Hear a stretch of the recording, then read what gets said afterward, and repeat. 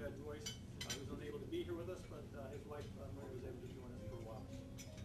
We're also fortunate to have Ambassador Agego from the Kenyan Embassy, and former Ambassador Mark Green, U.S. Ambassador to Tanzania.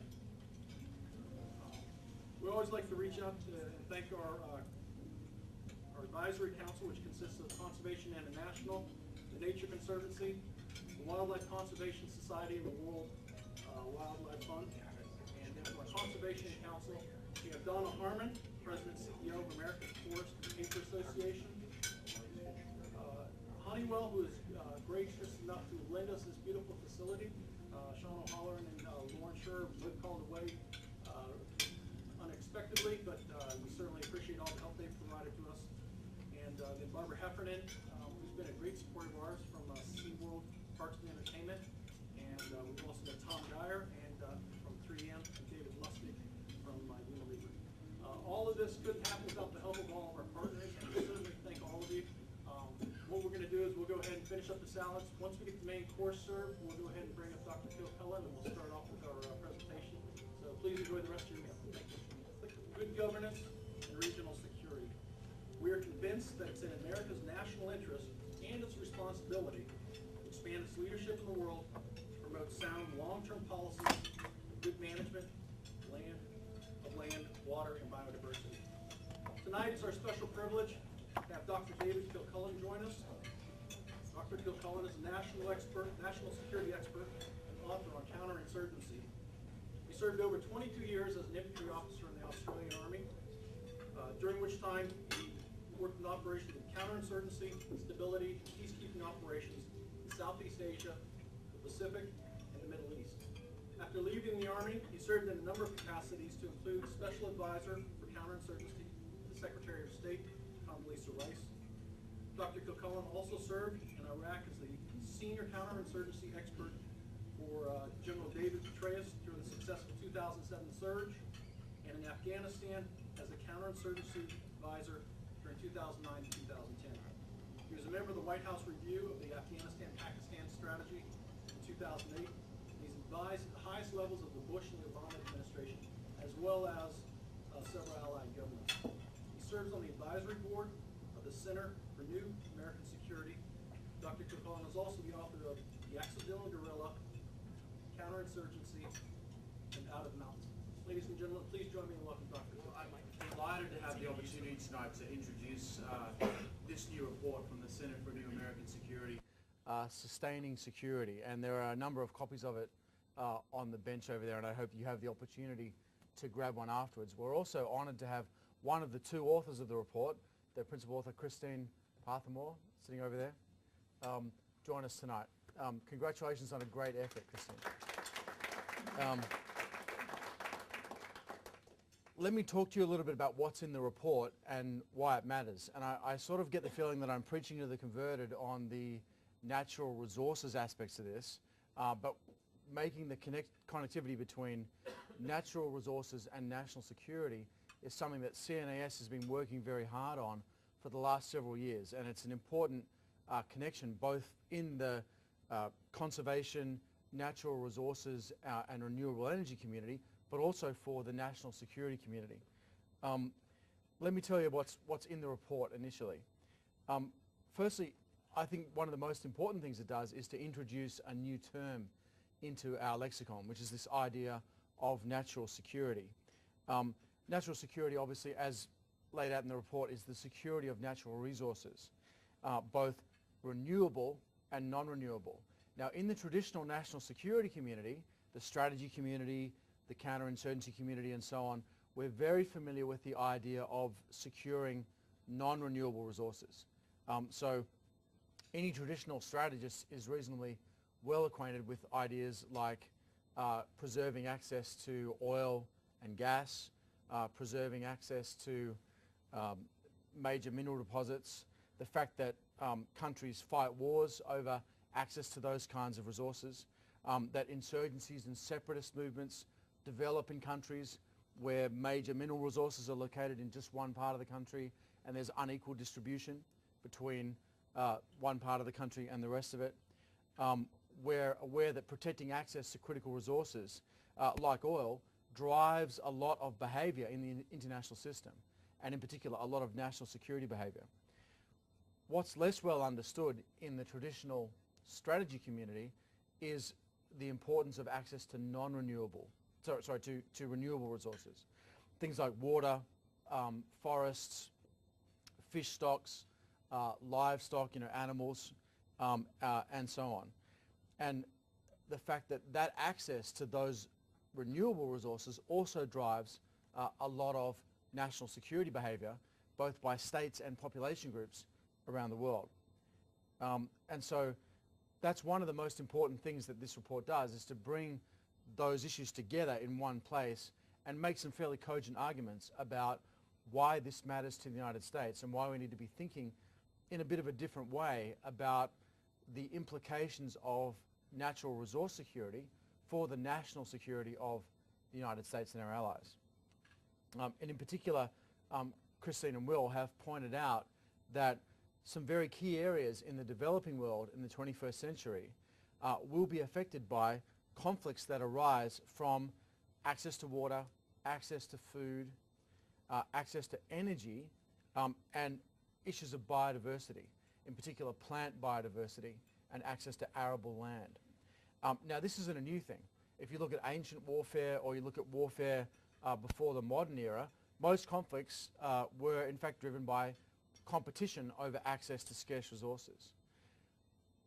We went through a bit of a weird period in the 19th and 20th century where issues of colonialism, imperial dominion, and the clash of empires, if you like, drove a lot of conflict. But if you unpick what was driving issues like the outbreak of the First World War, you do actually see that a big part of it was competition for access to resources, particularly in continents like Africa and Asia. Maintaining a stable and sustainable access to those forms of energy, food, sources of shelter and so on turns out to be very important to preserving a stable security environment in most parts of the world where population groups and states come together. And so therefore, as the report argues, it is and it will continue to be an important component in US national security. Places like Mexico, Somalia, Pakistan, Afghanistan, Haiti and Yemen are all affected in some way by natural security issues. So for example, in Somalia, we've been engaged for a number of years in maritime police operations against the pirates off the coast of Somalia. Now those pirates refer to themselves as the Volunteer Coast Guard of Somalia. That's the term they use.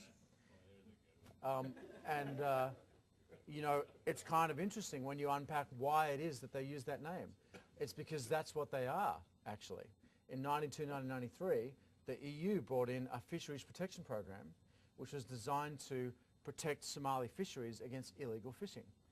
And they brought in, as often happens, a military component designed to train Somali fishermen to protect their own fishing fleet. And they were going to have a commercial support program that would buy a guaranteed minimum number of trawler loads of fish from the Somali fishing fleet and sell those in Europe. And of course, because of the European Common Agricultural Policy, that part of the program never really happened. And so at the end of this program, the EU found itself with a bunch of fishermen off the coast of Somalia trained to defend a fishing fleet that didn't exist. So all these guys had weapons and fast boats, and they were like, I have an idea. And now we deal with the pirates that we're dealing with off the coast of Somalia. A natural resource control issue leading to, about 300 hijackings in the Gulf of Aden in the last 12 months. Another Somalia issue is that if you look at charcoal production in Somalia, that is the burning of trees and turning them into fuel, the production of charcoal has dramatically increased over the last 5 years in Somalia. But the usage of charcoal for domestic fuel is about steady. It's been the same across Somalia over that time frame. What's happening is clan groups in Somalia are literally fighting each other for the privilege of burning their country. And they're going to burn these tree stocks that they're cutting down and then export charcoal to places like Yemen, Ethiopia and other parts of Africa as a means of making a livelihood. Again, this is not a phenomenon that's unique to Africa. It's widespread. Haiti is one of the most deforested places in the world, not unconnected with the very severe damage that the earthquake did at the start of the year. One of the reasons why it is so deforested is precisely because people cut down and burn their own trees for fuel. So fuel choices and the choice between renewable or non-renewable fuels can make a big difference to what happens in the conflict environment in developing countries. Mexico, as most people know, has suffered a very severe deforestation and loss of arable land over the last 20 to 25 years or so. And that is not unconnected with a lot of the urbanization, rapid movement of populations to the cities, and the growth of urban slums, which is in some way creating the environment within which the drug wars are happening in Mexico. Yemen, we often talk about from the standpoint of terrorism and the fact that we need to start addressing the flow of radicalized fighters out of places like Iraq into that part of southern Arabia. But in fact, the most pressing problem facing Yemen is probably ecological. And in fact, it's quite likely that we're going to see some kind of severe ecological problem emerge in Yemen before we're ever going to see a terrorist takeover of the country. But if we do see that kind of ecological crisis, it's going to be associated with violence. And there's some very good data going back over the last couple of hundred years demonstrating that when populations that are well integrated start fighting each other over their natural resources, some of the bloodiest civil wars in history tend to emerge from those kinds of events. One of the things the report points out is that even since 1990, there have been 11 major conflicts worldwide that have been driven by competition over natural resources. Pakistan, I'm sad to say I'm intimately familiar with the problems of Pakistan, not only in terms of terrorism and governance instability, but also just control of water resources and lack of water and the amazing amounts of conflict that occur within Pakistan and also between Pakistan and India over access to a fairly complicated system of irrigation channels that used to be part of British India and was arbitrarily separated in 1947, and people have been fighting over that ever since. A lot of this stuff and more is in the report, and it goes into a lot of detail, not only about those issues, but about what they mean for security planners and policymakers. The national security community, though, isn't very well acquainted with these issues, and in fact, you could argue there isn't really a natural security community within the nation's policy planning establishment. And so one of the big calls that this paper makes is to create that community, to create a natural resource community where people that do strategy for a living and people that do conservation for a living can come together and talk about the implications of those fields on each other. Let me just talk briefly about the recommendations that the paper comes forward with. One is for a targeted approach to specific conflicts. And the paper takes a lot of time to talk about Afghanistan and Pakistan and shows how if you really look into the ecological dimension of what's happening in these two countries, it gives you some very significant insights into how we ought to be conducting ourselves in Afghanistan and Pakistan.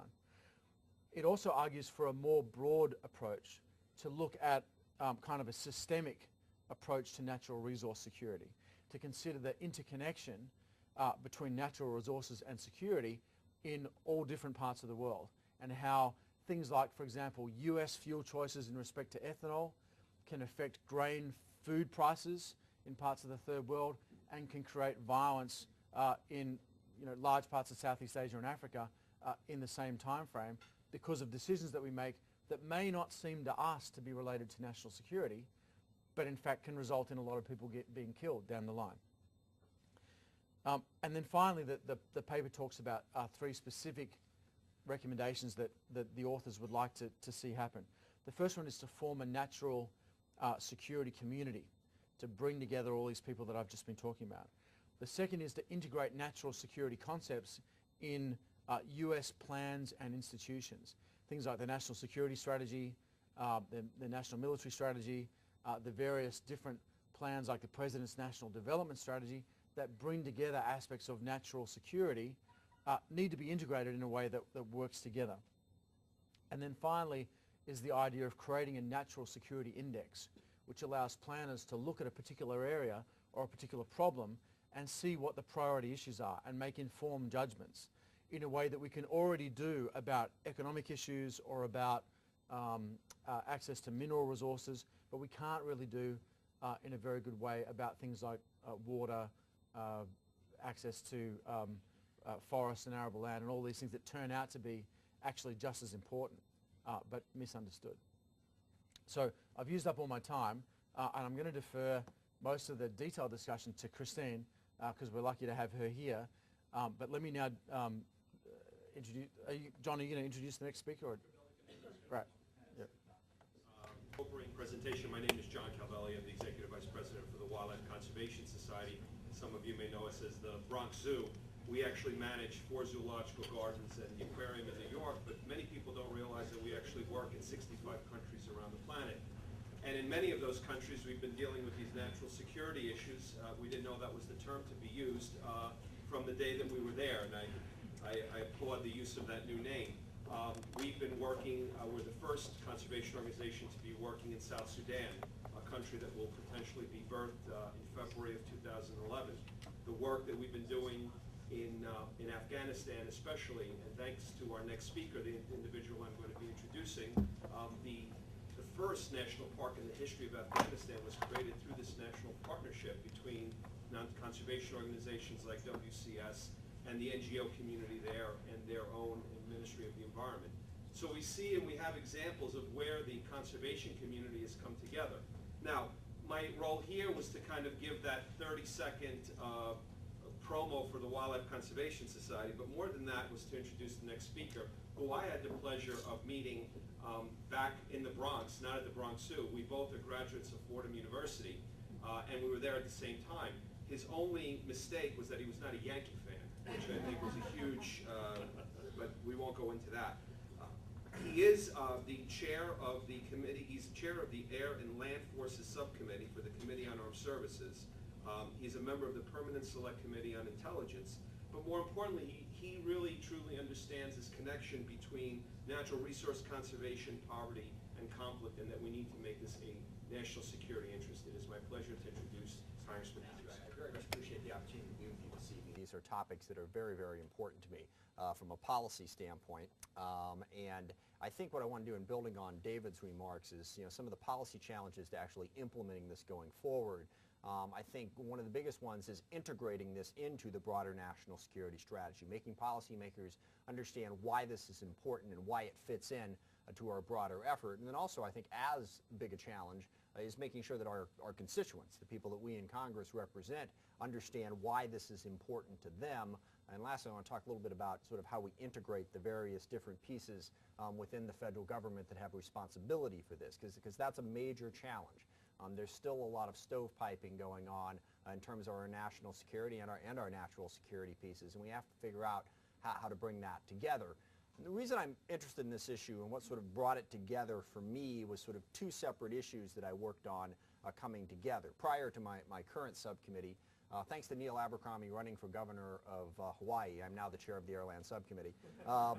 It's funny, I got that chairmanship and people were like, congratulations, that's a great accomplishment. And I was like, well, he was sitting there, he left, I moved over. It's a great committee, but I don't know that I did not much of anything to earn it. Before that, I was the chair of the Terrorism Subcommittee. And one of the things we have jurisdiction over there is the Special Operations Command. And we were very intimately involved in counterterrorism, counterinsurgency. We got much great advice from Mr. Kilcullen on those issues. And what we found in that was how connected that was to something else that I care about, in large part because of the part of the country I'm from. There is a lot of global development activity in the Puget Sound region, driven in large part by the Gates Foundation, but by others as well. We became very interested in global development and global poverty issues, and found out that how connected they are. What our special operations forces were trying to do, not just in Iraq and Afghanistan, but in Southeast Asia, in Africa, in a bunch of other places, was to stop insurgencies from taking root. To do counterinsurgency on the front end. A counterinsurgency is always much better when it doesn't involve 100,000 foreign troops in the country, when it's just a small group of people working to train local security forces, but also to do development. And what it's all about, really, is stability. If a country is reasonably stable, if a community is reasonably stable, if the people there, have food to eat, water to drink, a place to live and clothes for their family, they are far less likely to participate in insurgencies, in warfare, in things that get into our national security concerns. Now, it is certainly true that terrorist organizations would prop up even if there was no poverty in the world. I understand that ideology springs from a lot of different places, but those ideologies grow on instability. There was a great report about a year ago, I think, that the Brookings Institute put out, sort of an index of unstable regimes in the world. And you can look at those countries and see that's where the conflict is coming from. Somalia and Afghanistan are at the absolute top of the list. Any place that you don't have basic governance, you have a greater risk of an insurgency taking root or of a more international organization like Al-Qaeda taking advantage of that to find recruits. And a key piece of that is the natural security issues that you talk about.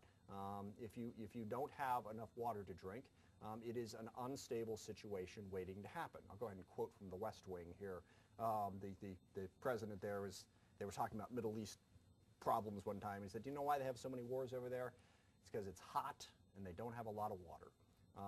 And I think you can look at a lot of different places and sense the instability that creates. Now, we have to integrate all of this into a broader national security strategy. And I'll actually skip to my last point first here and say that we have to get all the different component pieces of the federal government working more closely together to make this happen. And the big challenge there is getting the Department of Defense and the military to work cooperatively with the various different development and environmental organizations that are out there. First of all, within the government, but then within the NGO community. Because we have had a bit of a problem recently in that the military has not all of the money, but it seems that way at times, pretty close to all of the money. So they have bled over and started to do a lot of development work, first in Iraq and Afghanistan, but it's also true in Southeast Asia and Africa. And the development community, both at the State Department and the broader NGO community, really resents that for a couple of different reasons. One, they think they can do it better. Two, they just think that the military puts the wrong face on it. But what is really true is both of those organizations have to do this, because without security, you don't have much chance at succeeding in a development strategy. And in many instances, the military is required to bring that. So we've got to have a level of coordination there. And to my mind, and I know a lot of people in this room have worked on this issue, we need a clear global development strategy from the federal government that integrates certainly the natural security aspect of that. And we don't really have that yet. We've made some progress. Certainly the National Security Council now is really focused on this. I know people like Dennis McDonough and Ben Rhodes and others at the National Security Council are really committed to this. We have not yet sort of coordinated it. USAID is still a relatively toothless agency. We have not invigorated them the way we should. People are working on white papers that haven't quite come out yet. We need to do that. We're 18 months now into the Obama administration. I know this is a major commitment, something that's really important to them. We need to get that piece in place so that development takes on the same level of importance within our national security. Sorry, you got the natural security thing going there. It's hard to say it the other way. As diplomacy and defense. We've got a State Department, we've got a Department of Defense and Development. It's just sort of scattered all over the place. Effective in some places, but not as effective as it could be if it was integrated into a broader strategy. And then the other great piece of this, keep mentioning the NGO community, they are doing brilliant stuff right now on development, on all of these issues. It's small in some places, growing, but if we could learn from that and we could figure out how to make what we're doing more effective, it would be an incredible leap forward. There's been a lot of criticism recently that, we shouldn't do foreign aid because, look at all the waste. We spent all this money on foreign aid. Did we really make a difference in global poverty? Well, there's a friend of mine who works for an NGO on global development said, if the criteria for stopping spending money somewhere was, are they wasting it, we wouldn't have a Department of Defense. So, let's be careful about being overly judgmental about that. But there's a lot of stuff that's working, and we've learned so much, I think in large part because a lot of NGOs and philanthropists, like Bill Gates and the Gates Foundation, have said, we got to figure this out. As I always like to say, the folks in Microsoft, give away the money every little bit as ruthlessly as they made it. They want to make sure that it's working. And there's a lot of that happening in a lot of different corners. We need to integrate that into what we're doing more broadly within the government. Take advantage of the NGOs in the work that they are in fact doing. So I think we can do this. The final piece again is convincing our constituents that it's important to them, because there's a logical question that people, if I can knock on doors for a long time in my district before somebody says, I really care about the fact that they don't have enough natural resources in Yemen. It's not the central focus. Now, that's changed a little bit. Again, a lot of those NGOs, I love the folks at Results, but there are other good organizations, are starting to organize in a grassroots way. When members of Congress hear about these issues, increasingly, it's not just from a couple of people it's not just from all of you, as much as we love all of you. You don't actually vote for us or against us in most instances. We start hearing from our constituents because they're talking to them about how important global poverty is. And there's a lot of different issues, different reasons that make that important. We have to get our constituents involved. There's a bunch of different ways to do that, but the one I want to highlight now is that instability leads to a threatening situation for us here in the U.S. That it is all connected back to the reason that things are falling to pieces in Somalia, that they're falling to pieces in Yemen, that safe havens are being developed in places like Afghanistan, that eventually directly threatened us here in the U.S.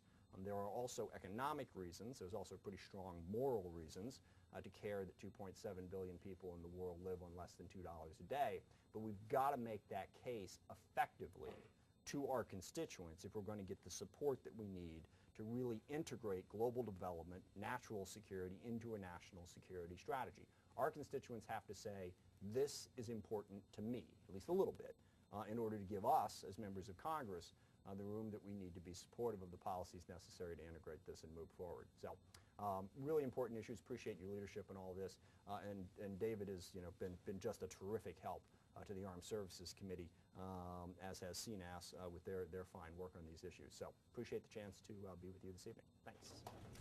Our next guest is next speaker, Mr. Mark Tercek. Mr. Tercek is the President and CEO of the Nature Conservancy. The Nature Conservancy works in more than 30 countries and has over 1 million members. Has protected more than 17 million acres in the U.S. and over 119 million acres internationally. Previously, he was Managing Director at Goldman Sachs, where he headed the firm's Center for Environmental Markets and the Environmental Strategy Group. At Goldman Sachs, Mr. Tercek played a major role in designing and implementing the firm's environmental strategy. He's presently teaching a new course at New York University's Stern School of Business MBA program entitled Leading Sustainable Enterprises. He's also a guest lecturer at the London Business School, Columbia University, and the Harvard Business School. Mr. Tercek earned a Bachelor's of Arts with honors from Williams College and MBA with distinction from the Harvard Business School. Ladies and gentlemen, please welcome Mr. Mark. You see it even in kind of day-to-day conservation, far afield from controversial, dangerous places like Yemen. For example, just last week I was in Kenya. I was talking to Ambassador Diego about this. But I was visiting with our local conservation partners in the northern rangelands, in the northern part of Kenya. And there's a series of conservancies, and what they've done is really very elegant and impressive conservation. The principal conservation intervention that's occurred is dollars have been invested in anti-poaching. So the biggest threat was poaching. The poaching threat has been addressed. So the elephants and rhinos are back. Wildlife is back. That's brought back ecotourism in a very powerful way. The dollars from ecotourism are funneled directly to the local communities. The local communities are working with one another, and it's really a great example of conservation working for local people. But anyways, I was traveling and visiting with the villages one by one. I would ask the village leaders, gosh, well, what do you think of the conservation? What's in it for you? And they said, well, a lot of good things are happening. Dollars for education, that's very important. Dollars for water supplies. So especially women and young girls are not spending their days as they did securing water, but instead are focused on going to school and new livelihoods. But the biggest issue people mentioned is security, which surprised me. So I asked, what do you mean? And it happens, as you heard from the speakers, or you'll read in the report, but even on a micro level, kind of on a neighborhood level, there were a lot of skirmishes over natural resources, water supply, grazing rights, etc.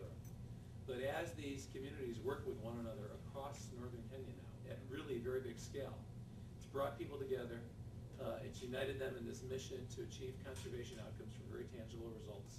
They work together to police against poaching, and it's brought down skirmishes, tribal warfare, a lot of violence dramatically. And it was a very powerful example about how conservation can immediately translate to better results for people, including better security conditions. So that's a less dramatic example than the case of Pakistan or Yemen might be, but I think it underscores a core theme of what we, the conservation movement, feel so strongly about. Conservation works for people. It's in everybody's best interest. And again, we thank all of the supporters of the ICCF for communicating that theme and working with us to secure more support for conservation globally. So thanks very much for being here and for your attention. Prior to joining WWF, Mr. Roberts spent 15 years with the Nature Conservancy, running the Massachusetts chapter. He received his MBA from Harvard and has a Bachelor of Arts degree from Princeton University. Ladies and gentlemen, Mr. Carter Roberts. Thanks very much. And it's great to be here.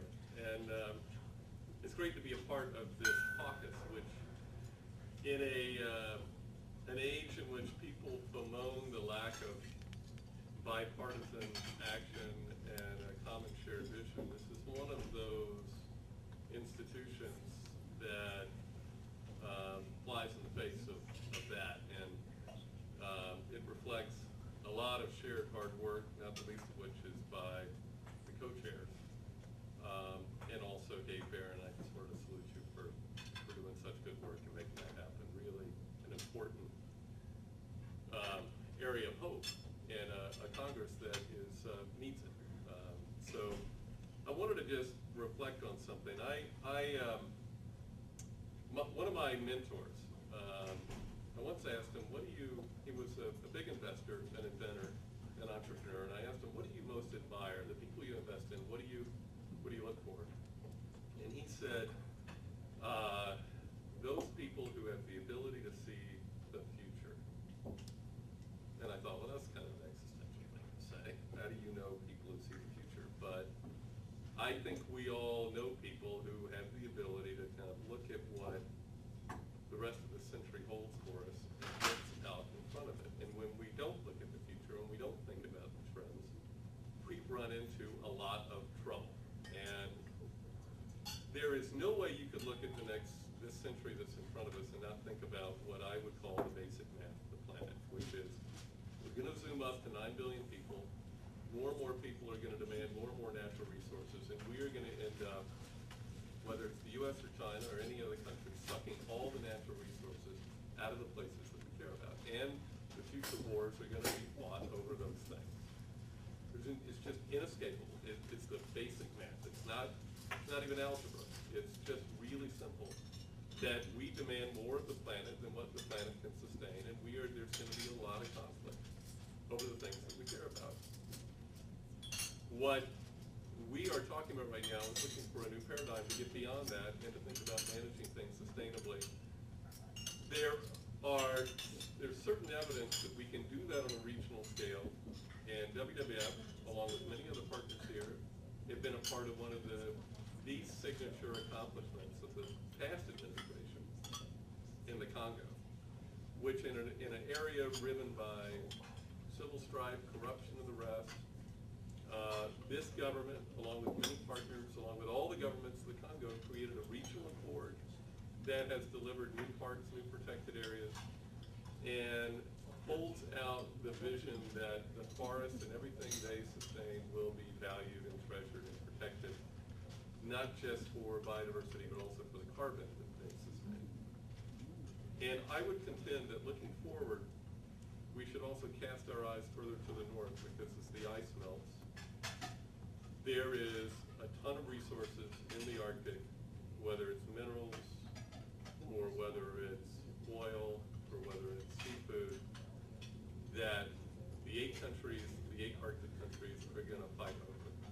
They're going to fight over them big time unless we get out ahead of that and create a regional accord, a regional governance system, and to get out ahead of that with our government taking the lead to engage other governments in making that happen. And it is a big opportunity to take the model of the Congo and direct it further north. And we betting it out ahead of it, because if you look and you see the future, there are going to be wars that happen up north if we don't make it so. So what this caucus is trying to make happen, in my mind, is a solution to avoid those kind of wars. And I salute the co-chairs, I salute the effort, and it's great to be a part of it. Thank you very much. Ladies and gentlemen, our final guest is Lieutenant Colonel Shannon Beebe. Lieutenant Colonel Beebe is a graduate of the U.S. Military Academy. His assignments include tours with the 11th Armored Camp, the 3rd Infantry Division, the 18th Airborne Field Artillery Brigade, and the 172nd Stryker Brigade. He served in combat and stability deployments to include Balkans and commanded during Operation Desert Fox in 1998. Lieutenant Colonel Beebe received a Master's of Arts from the University of North Carolina at Chapel Hill, and he subsequently served as Army Attaché to Kosovo from 2005 to 2006. In his current position, Lieutenant Colonel Beebe is working on emerging concepts of human security and their application to defense and security strategies in the 21st century. Recognized as a thought leader in human security, Lieutenant Colonel Beebe is widely known for his work in Africa. His work has led him to explore the nexus amongst development, environment, and security in areas such as Darfur, the Niger Delta, and the Democratic Republic of Congo. He's the author of The Ultimate Weapon is No Weapons, Human Security and the New Rules of War and Peace. Ladies and gentlemen, Lieutenant Colonel Shannon. Thanks to ICCF. I won't take up much time because I'd like to open it up for discussion, but the one thing I'd like to discuss and say is we can only achieve those things for which we have words. And right now we are really struggling in this, and I commend CNAS and Christine and her staff, which I had the opportunity to work with at the very beginning of this report, just trying to begin a new language for the 21st century, particularly as it relates to security.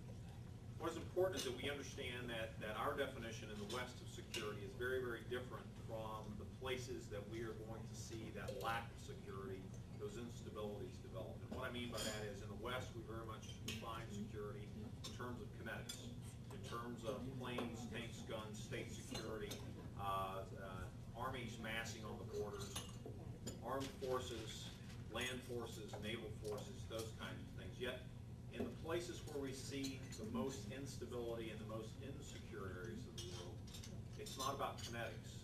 It's about the conditions that create those instabilities.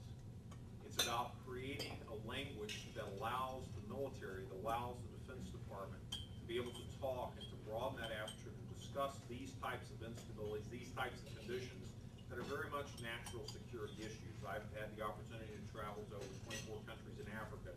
I've seen what environmental shock, I've seen what climate change, I've seen what the lack of water, the lack of sanitation, what that does for the stability and security of those areas. Yet we don't have that language. And I think that this report is a very, very important contribution to the lexicon to start to shift our language from the kinetics that we understand here in the United States to the conditions that create those instabilities in the areas of the world that we are going to have to look at. Sort of the old Midas adage of pay me now or pay me later. We either look at it now when it's manageable, or we look at it later when we have to send my soldiers, we have to send our most valuable treasure to the United States, our sons and daughters, to counter those kinds of things. Now that's sort of the downside. The positive, the upshot to this is that we have an opportunity to work together. I go into a lot of conferences that discuss Africa about we're not doing enough in Africa. And I tend to be the skunk at the party that stands up and says, is it really that we're not doing enough in Africa? Is it perhaps we're not doing enough together in Africa? Is it perhaps that we're not sharing enough in Africa? Is it perhaps that we're not understanding that there is a common language that we can come to really discuss this outside of the defense community, within the NGO community, within the academic community, to open that aperture even more so we can get to these catastrophes before they become combat. And what you'll start to understand is that these issues that we don't see as threats, these issues that are really creeping vulnerabilities that left unchecked become threats, are fairly easily solvable. And what we also understand is when we stop giving Africa and the developing world our definition of right, and start listening to what they say is relevant, the answers are out there. But we just have to be willing to listen to those kinds of things. And I think that's important, and I think that this report, again, starts shifting that language. But until we ask the first order question, what is security for the 21st century? Until we start asking the question of how can we define security, shift away from our definitions of domestic security and international security, there is no such thing anymore. It's intermestic. 10 digits to destruction. Whatever you want to know about Somalia, I can find it out in about 3 minutes. Ask them a Somali taxi cab driver out here. Until we start understanding and bring it to our constituents so we can understand that what happens in Somalia, what happens in the Congo, what happens in Sudan very much impacts Main Street America. You can ask those questions in Minneapolis, Minnesota, where one of the largest ongoing FBI investigations because of Somali terrorism has taken impact there. The impact between Middle America and the far side and the near side. So again, this report is very important because it starts to make those connections. Security of the 21st century is very much a calculus, it's not an algebra. We're not trying to solve for that one silver bullet variable. It's integrations, it's permutations. You can't take one thing out with understanding the impacts. It's very much the spider web impact. When you pull on one strand, the entire system changes. And that's what we have to understand. And again, this report goes a long way into doing that, and I hope that we challenge ourselves, and I hope that we start to ask those questions of our leadership, of ourselves, because the world is suffering right now from a security vacuum. We're all struggling to determine what that